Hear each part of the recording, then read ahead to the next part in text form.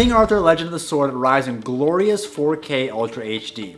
It was one of my most anticipated movies of the summer. Let's see how it stacks up on Blu-ray. Coming up.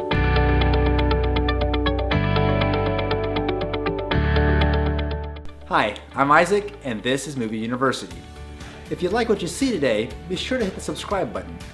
Now, the last time we saw King Arthur was in 2004 when Jerry Bruckheimer and Antoine Fuqua released their adaptation of the British legend.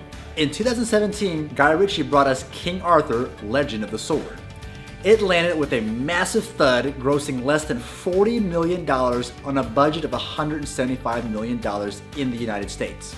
You might recognize Ritchie's name from the Sherlock Holmes movies starring Robert Downey Jr. In this new movie, Ritchie attempts to give us a very stylized version of the iconic legend. Generally speaking, when directors trying to stylize a story like King Arthur, it usually doesn't work. However, in this case, I think it does. The movie starts off with Arthur's father murdered and his uncle stealing the crown. Arthur escapes as a young boy and is raised in a brothel. He has no idea who he is, but learns to take care of himself.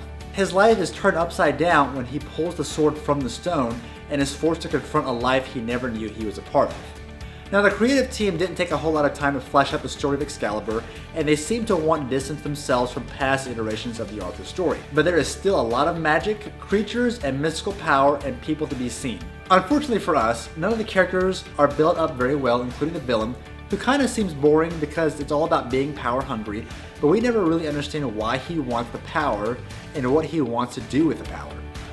Now, looking behind the lens, King Arthur was shot in 3.4K and was put through a digital intermediate process for the 4K release. I did watch the movie on the standard Blu-ray and then watched it again in 4K. Both look great in regard to detail and sharp imagery. Now, I feel like in this movie, the HDR is not utilized very well.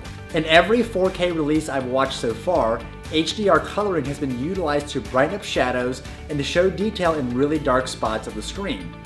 This release seems to do the opposite, with Ritchie and his editors choosing to go with a more natural look and having really bright white spots and too many dark areas on screen.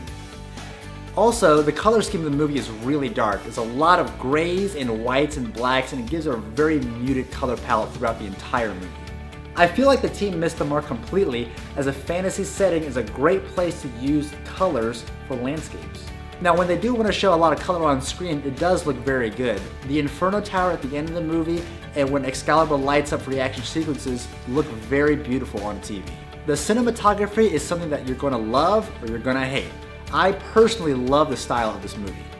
There are tons of quick zooms and sweeping shots, wide angles, and dynamic camera movements throughout.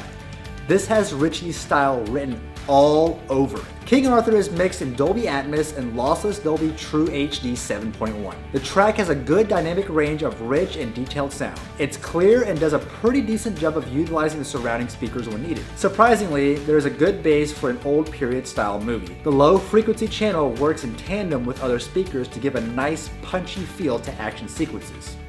Now, if you're wondering how a surround sound system works and what Hdr Coloring is, I've included links in the description below on videos I've done in the past explaining those topics. The music is one of the best things about King Arthur. Daniel Pemberton does a fantastic job of syncing action with Nordic tunes. Long horns and strings are mixed to give us some beautiful and memorable tunes throughout the entire movie.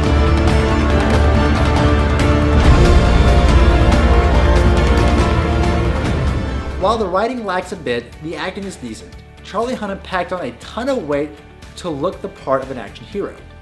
Jude Law does a good job with playing the evil king, bringing a coldness and brutality to the character. John Manhansu and Aidan Gillen play their parts well as Arthur's helping hands.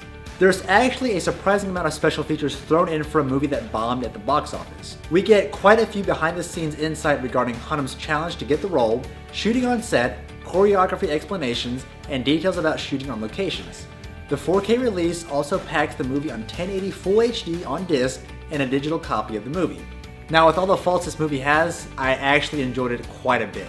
Maybe it's because of the visual storytelling mixed in with the music that made it really pleasing for me to watch. If you want to purchase the movie, I've included a link in the description below to the Amazon page. But there is no way that I am fighting.